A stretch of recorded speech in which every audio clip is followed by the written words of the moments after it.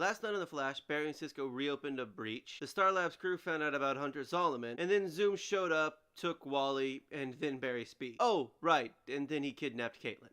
First up, though, some brief observations. Did the whole Supergirl crossover happen in a blink of an eye? And if that is the case, then why didn't Barry tell the team? Did the crossover happen on such short notice that they could have just edited that jump out? And, Cisco, I thought we were supposed to ignore the Star Wars prequels and any reference to midi-chlorians. Did you not get the memo? Although when he was trying to open up the breaches, it did look like he was trying to use the Force, so... Okay, so now that that's out of the way, let's get down to the root of the episode. Why does every TV show feel the need to humanize their villains in some way? It's like, oh, that's why they're bad.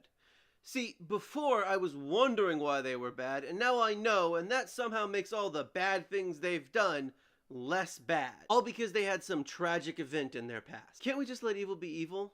Humanizing the bad guy doesn't make him less bad, it just makes him harder to hate. And furthermore, why does every season arcing villain in the Arrowverse have to connect to our heroes in some way, shape, or form? And then there's Zoom. I talked in a previous video about my Zoom theory, but that kinda got blown out of the water last night. I mean, I knew it would.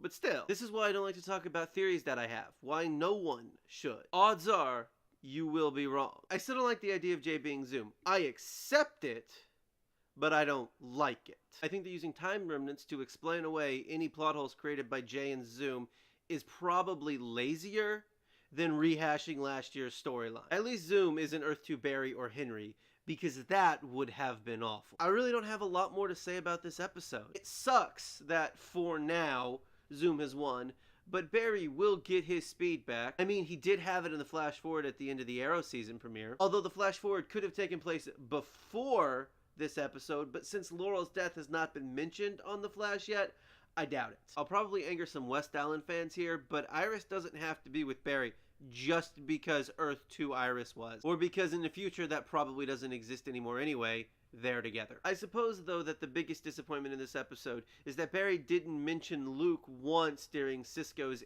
Anakin meltdown. I mean, Luke found out he had the same power as his dad, and he didn't turn into a Sith Lord. Come on. It's right there. Thank you for watching, and I will see you next time.